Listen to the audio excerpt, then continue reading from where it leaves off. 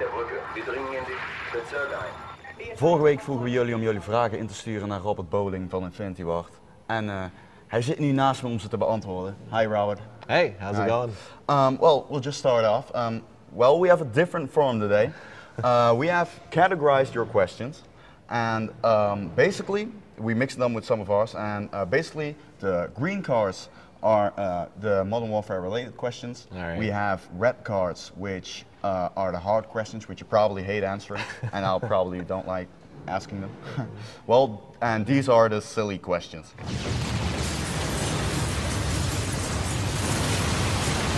Well, we'll start off with the green cards. So you grab one, and All right, we'll see. Let's see here. Let's grab this one. Yeah. Safan asks, sniping was pretty easy in Modern Warfare 2 in my opinion. Treyarch really hit the sweet spot with the sniping in Black Ops. What feel would the sniper rifles in Modern Warfare 3 have? Will they be similar to the sniper rifles in Black Ops? Well, you know, we go back every time we design a game and really look at, you know, how are we going to rebalance the weapons, balance it out to the new weapons coming in, the new abilities you have. You know, everything in multiplayer that you add changes the dynamics of it. I will say in Modern Warfare 3, we have quick scoping that we had from MW2, which, you know, I know the fans know what that means, of the ability to easily get a target before without hard scoping. So that is coming back, but we've done a lot of work in balancing, you know, snipers as well as, you know, all the other classes of weapons. But quick scoping is definitely coming back, which I think is a root of what that question is. Yeah, yeah. I think we have another question in there about quick scoping, but well, we'll cancel that one. Well, let's continue. Well, let's go with blue. Blue. Blue is the. What in Battlefield 3 makes you go, I wish I thought of that? Well, what? That's a good question. Yeah. I don't know, really. I mean, the guys at DICE are so good at what they do, you know? Like, they're constantly doing things that are awesome. I don't know if I could ever pinpoint one thing about their games that I'm like, oh, yeah, I wish we did, you know? But, yeah, I don't know. I mean, they consistently do good work. How do you, are you ever like, do you ever go and sit with your team and go like, okay, we saw this new thing, like in Battlefield 3 or whatever, right, or maybe an Activision game or whatever, and go like, maybe we can learn something from this, or maybe we can take something out of this and use it in our game?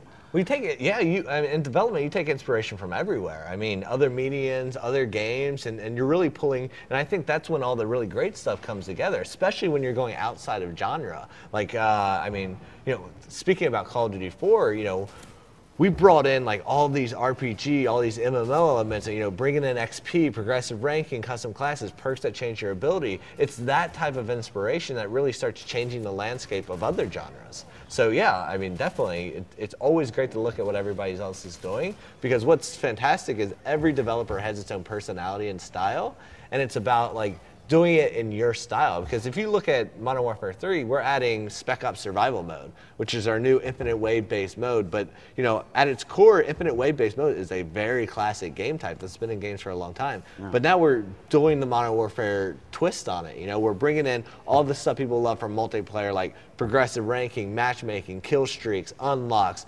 and it completely changes the experience. So I think it's great to do that stuff. Cool. Well, let's continue. We'll do have a red card. Yeah. Red, the hard questions. Yup.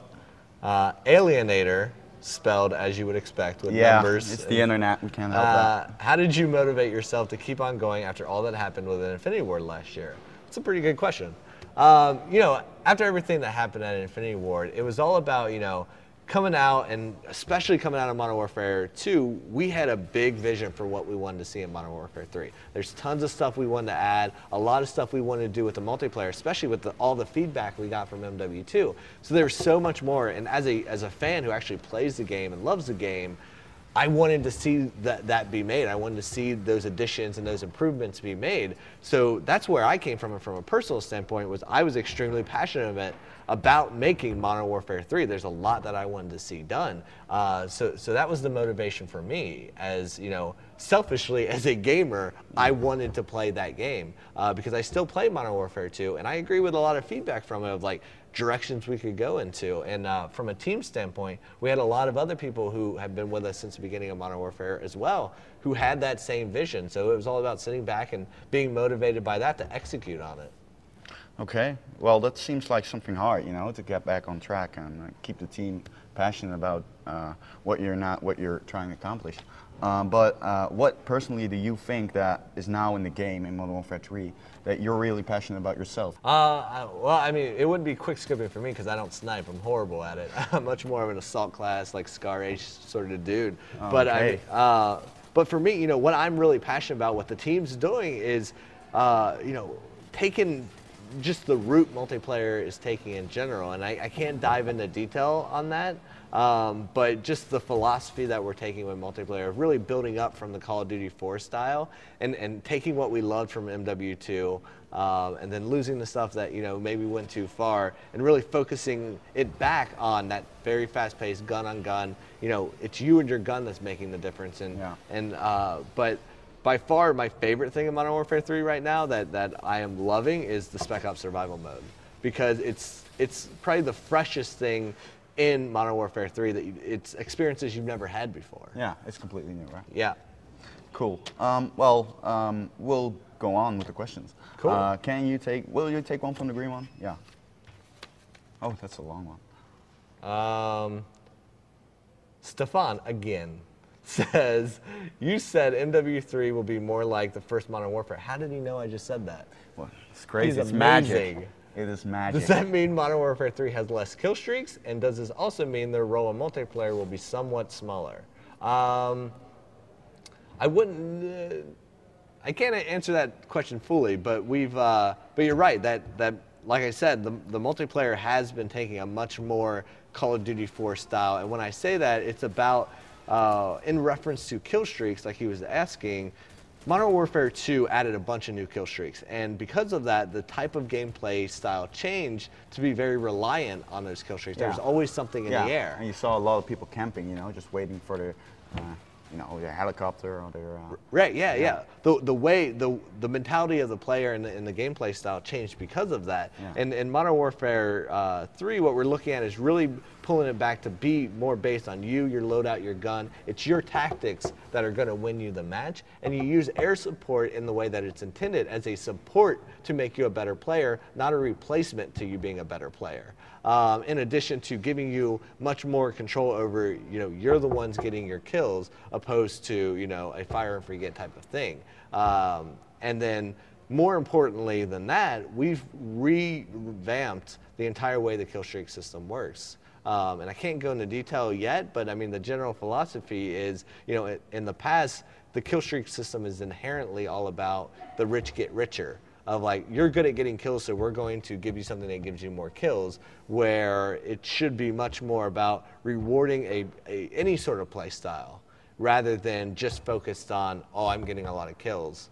Yeah, but when you do that, aren't you afraid that was criticism on Modern Warfare 2, the multiplayer, was that players that weren't that good, but were just on a lucky streak, they could throw out a care package and have a really powerful kill streak and still end on top of the game. Is that something you'd say you'd want to happen in Modern Warfare 3 also?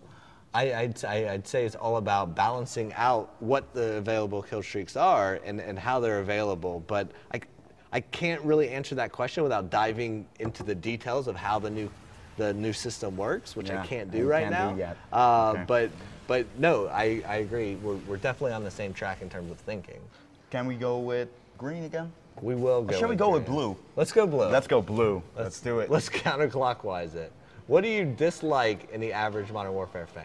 That is a negative question. How could I dislike anything in a Modern Warfare fan? Yeah. You love them all, don't you? The thing is, like, what is the average Modern Warfare fan? You know, I think there's perspectives of what a Modern Warfare fan is, but we have 30 million people online who play our game. That means that the spectrum of tastes and style of player is so different, you know? And I think what I would love is if we could find ways to really appreciate each other's styles, you know, because you have the super competitive multiplayer guys, and then you have the casual just for fun guys. And what we've been doing in Modern Warfare 3 is really putting a lot of work into allowing you to customize your experience to have fun the way you want to have fun, so that the casual just for fun guy can enjoy the game without hindering the competitive guy. So yeah. Cool. Well, then we'll go with green.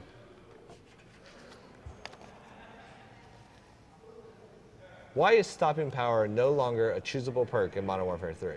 So it's a good question because, you know, because I announced at one point that, you know, stopping power isn't a perk in Modern Warfare 3. No. Neither is Commando or One Man Army or Last Stand. Yeah. By the way, stopping power is that your bullets hit harder, right? Yeah, there's more bullet damage. Yeah. Stopping power. So, you know, so I announced that there was no stopping power, no blah, blah, blah in Modern Warfare 3, but out of context, you could think, oh, so now the weapons are weak because I don't have stopping power. But the philosophy behind it really is you should never have to rely on a single perk to have a stronger weapon.